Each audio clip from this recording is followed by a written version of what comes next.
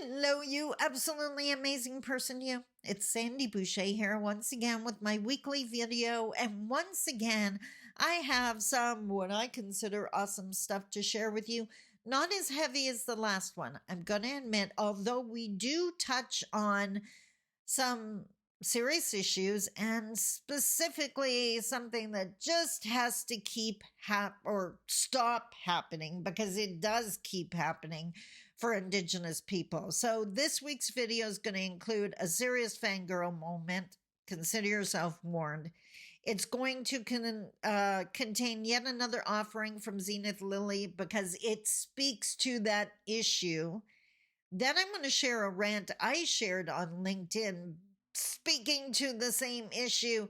And then I actually have an update for you on some of my social media, specifically my Facebook page, if you follow me there, and the Reconciliation Room, my school community. So let's talk about it.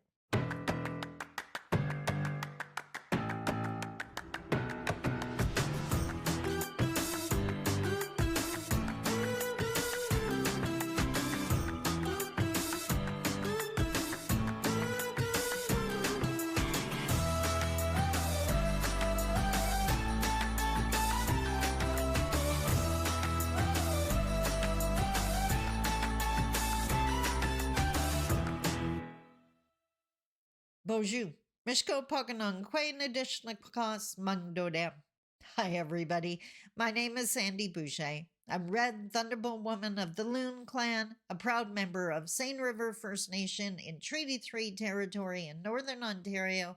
And as I said, once again, I am here with my weekly video, and I get to start with a fangirl moment. So, in case you're not familiar with the phrase, and I think everyone's familiar with the phrase, but just in case, a fangirl moment is when you meet someone that you totally admire, you totally respect, you engage with them, you have a conversation with them.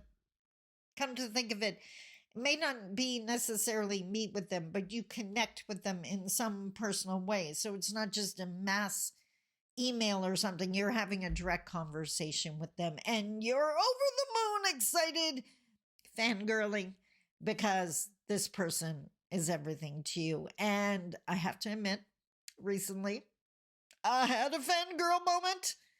So if you have watched my videos of late, it's no surprise to you that I am a huge fan of Zenith Lily and her writing. She speaks truth. She speaks truth to power. She puts our thoughts and our experiences into words that people can comprehend. It's just, I love her work. And I've shared some of her work before. I actually will be sharing one again in this video. And I believe a few weeks ago, so she interacts on LinkedIn, or at least that's where I discovered her. And not that, wow, that sounded so subtler, where I discovered she existed before I knew she existed. So I don't want to pull a settler discovering Canada kind of moment here. That is not what I meant. So before I realized this amazing person existed, I found her on LinkedIn, or you know what I mean. You know what I mean. Let's not beat that up. But I believe I followed her profile. Then I ended up sending a message to her saying how much I appreciated her work, and she responded. And at that point, it was very business-like, very academic. And then the rant that I posted on LinkedIn that I'm going to share with you later in this video, she responded to it. And when an Indigenous person responds back and they're laughing, the LOL is part of the message, then you know you've connected. And her words just resonated with me, and ended up having a couple back and forths, and it just made my flippin' day, week, year, life, whatever. And I even bragged to my daughter that you're not going to believe who I'm talking to, and she's awesome. She's amazing. So, and I don't care how old I am. I am never going to get too old for a fangirl moment. In fact, later this week, now I won't fangirl because I already done it to her several times, but this week I'm actually doing an event locally, and Pam Palmer is the keynote, and I have definitely done my fangirling moment with Pam, but now we follow each other on TikTok, and I have her cell phone number, and we text every now and then, not to harass each other, but when it's relevant to our work. So I absolutely love that. So, fangirling moment over Zenith Lilly completed. Section 2 now is I am going to share yet another Zenith Lilly LinkedIn offering with you. And you know the drill. It always happens with she has that meme that just that one sentence that gets your attention. And then she shares her words, a blog post afterwards. And any Indigenous person watching this video, this sentence would have resonated with you. I guarantee it would have got your attention as well. And all it said was, in her usual mic drop kind of way, not everything that touches you belongs to you. Of course, that made me want to read what she had written. So that's exactly what I did. And this is what she said. Now, the very first line of the blog post is actually in quotation marks, and that's because it's another mic drop. And all it says is, drink some water and go talk to your own people. I want that on a billboard, like billboards all over Canada. To explain, I will read you her blog post. There's a reoccurring pattern that many Indigenous thinkers, artists, and community leaders quietly endure.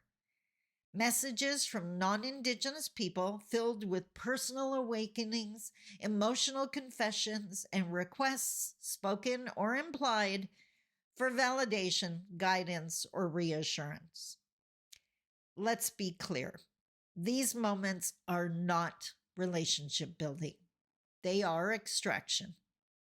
Even when wrapped in reverence, deep listening, or spiritual language, these messages often serve the same colonial impulse to turn Indigenous presence into a site of emotional, intellectual, or moral consumption. If you are non-Indigenous and committed to decolonial learning, ask yourself, why do I feel compelled to share my emotional process with Indigenous people? Who am I centering in this conversation? What do I hope to receive in return for my quote-unquote vulnerability? Here's the uncomfortable truth.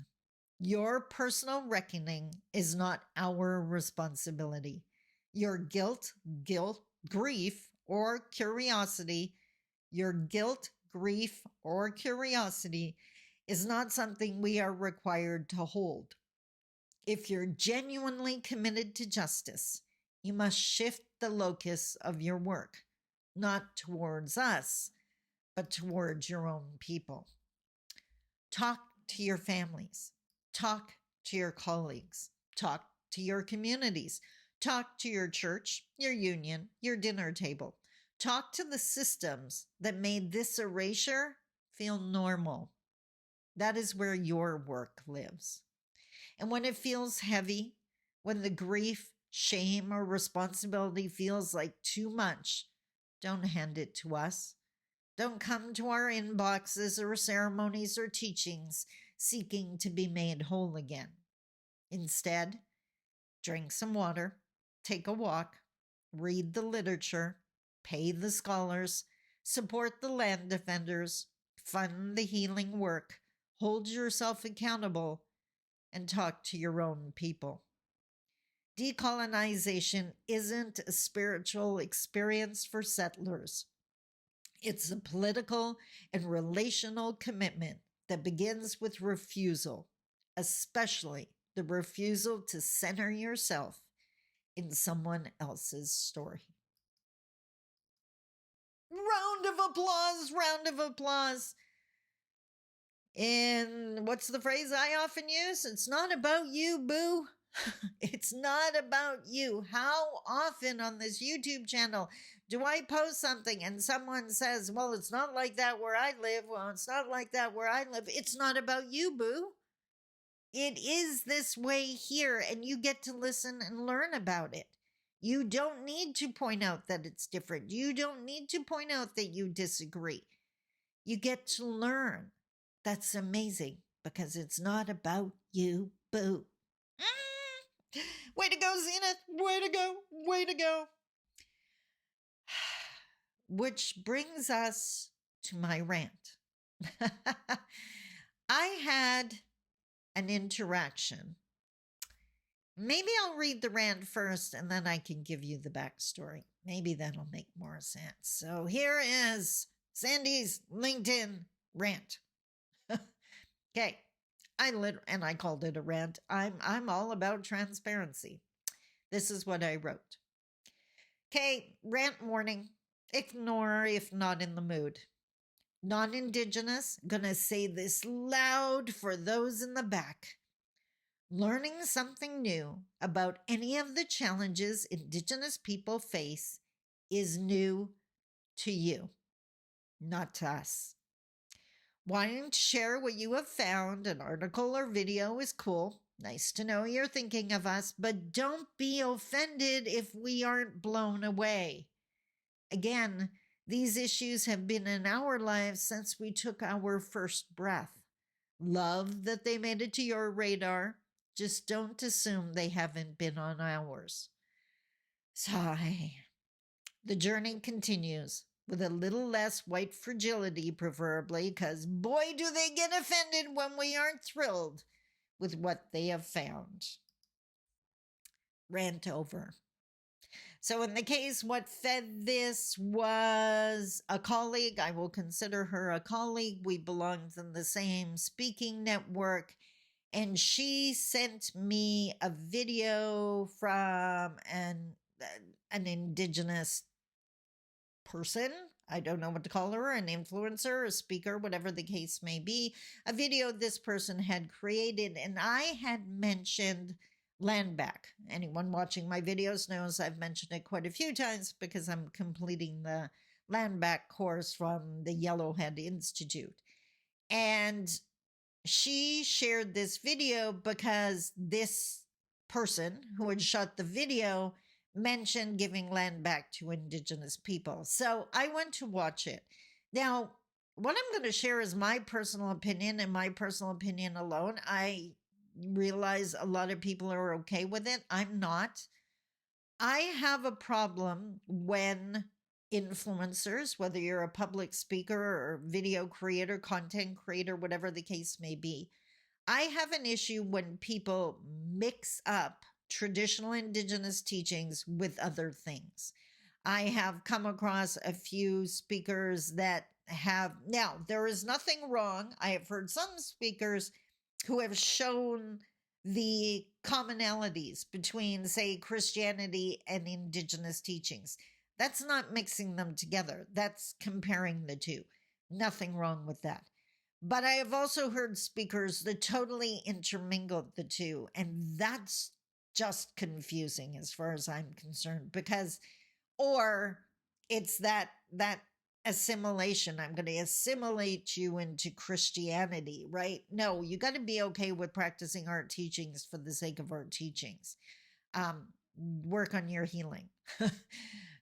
In this case, the woman that had shot the video that was shared with me used tarot and spoke of zodiac signs, as well as being Indigenous and offering that perspective. That's a whole bunch of mixed messages as far as I'm concerned.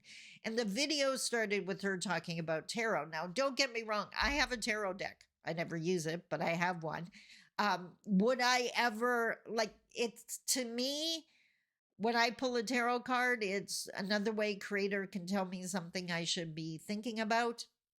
I obviously don't do it very often. I don't for a second try to promote that tarot has anything to do with Indigenous teachings. We did not have tarot cards. We did not use zodiac signs. I saw somewhere an Indigenous zodiac. Give me a break.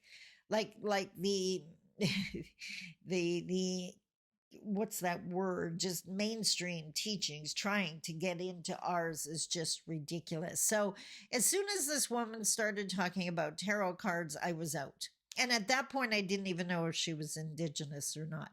So I mentioned that to my friend. I thanked her for sharing it with me because land back is a serious issue, but shared how personally I wasn't going to watch this video because, and I explained what I just explained to you. She was not impressed with that. She came back with, I've been listening to her for a long time, and yes, she uses tarot and zodiac, but she mentioned land back, and I was like, yeah. So this woman is non-indigenous from the US, and I was like, yeah, a lot of people talk about land back. And she shared how, well, it was new to me and I wanted to share it with you. And so now she's getting upset, and it's like, wait a minute. I didn't ask you to research land back. I didn't ask you to share it with me. And when you shared it with me, I have the right to say this is not someone I'm interested in listening to.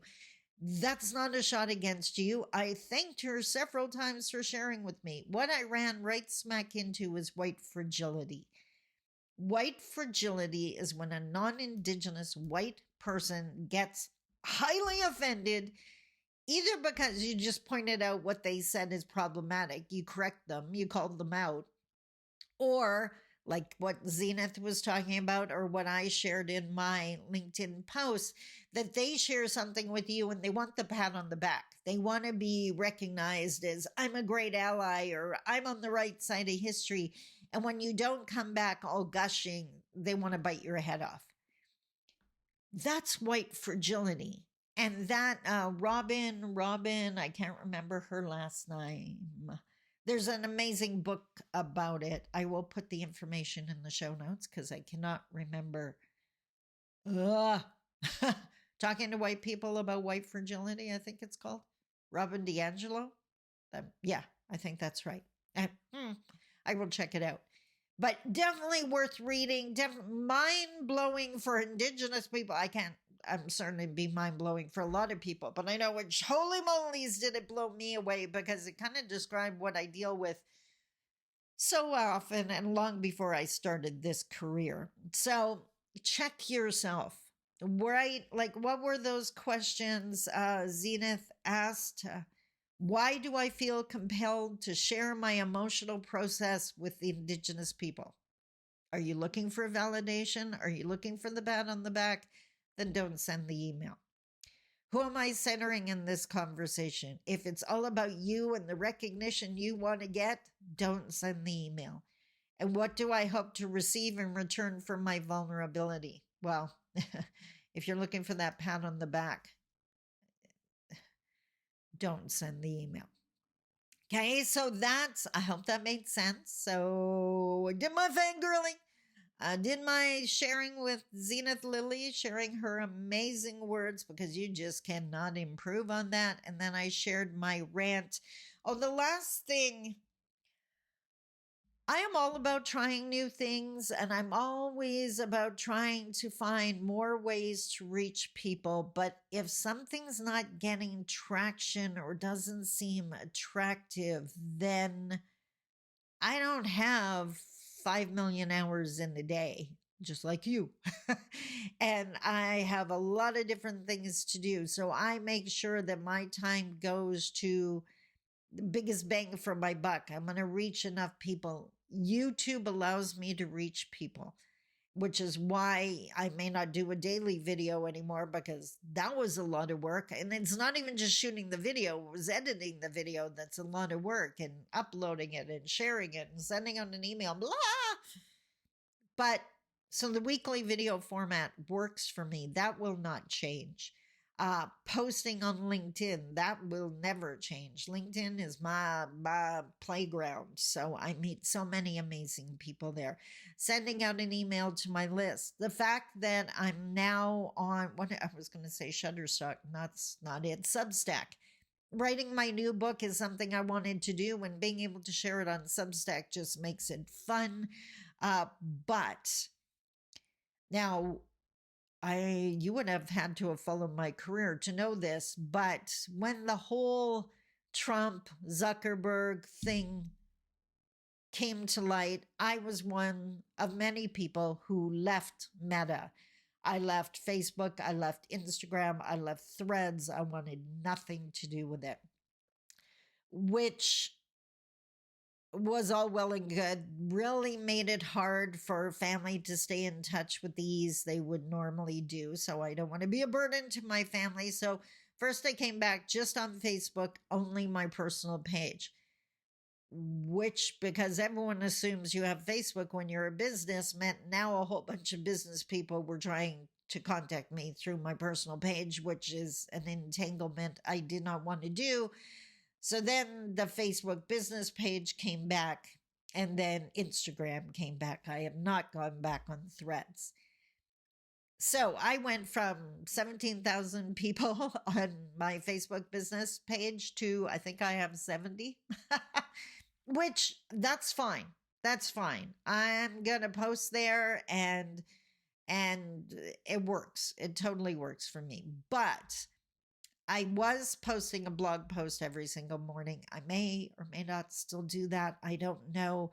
But one of the things I'm playing with is, because I realize the power of my voice and my emotion and my enthusiasm and my passion. So I started recording an audio message and I started releasing it this week on Facebook. We'll see if there's any kind of reaction. Could be entertaining, could fall flat on its face. But if you're interested in that, then follow my Facebook page, because that is the only place those are going. I might do them in my speakers community, not sure about that. What is a really good chance of ending is the reconciliation room, the school community. So I had created that community because I wanted to replicate a full seminar experience. I wanted people to be able to interact and ask their questions. I think I have like 18 people in the school. It is very small. People read the posts, and I so appreciate that. They don't tend to comment, or if they do, it doesn't turn into a conversation. So it's definitely not what I had hoped. And I'm also going to own the fact that I completely understand that the things that prosper are because I pay attention to it. The flowers that grow are the ones I water. So YouTube, I pay attention to. LinkedIn, I pay attention to. Facebook, I'm paying more attention to now with the exclusive audio messages. The reconciliation room, I really have not. And like I said, it is just not doing what I had hoped it was doing. If I'm going to end up sharing full seminar experiences, I'm probably going to do it here on YouTube, like I talked about in a couple of videos ago with the 15 Missing Pieces seminar, and wanting to share that with you. So if you have any comments or feedback on that, feel free. The decision is not carved in stone yet, but it's pretty much carved, because I tend to make a decision and then I make a decision. So that's that. Facebook, I know people like my blog posts. Let's see if they like my audio messages. I love recording them. I'm having fun with that. So that's kind of cool. It was just to find a place to share them. Oh, and I guess they get shared on my Facebook business page as well as my Instagram. So you can follow me on Instagram too. For some reason, I didn't lose my followers on Instagram, even though I deleted both. Who knows? Who knows? But I don't believe the reconciliation room is doing what I meant it to do, and I have other fish in the pan beginning to fry. So I hope you found this video entertaining, enjoyable, informative, especially if you're non-Indigenous. There's nothing wrong with being excited, but like Zenith suggested, share that with your people. Share that with your colleague and your family, not us. That's the work on your side of the feather. And I, for one, super appreciate when you do the work. Until next week, I love you. Take care. Bye-bye.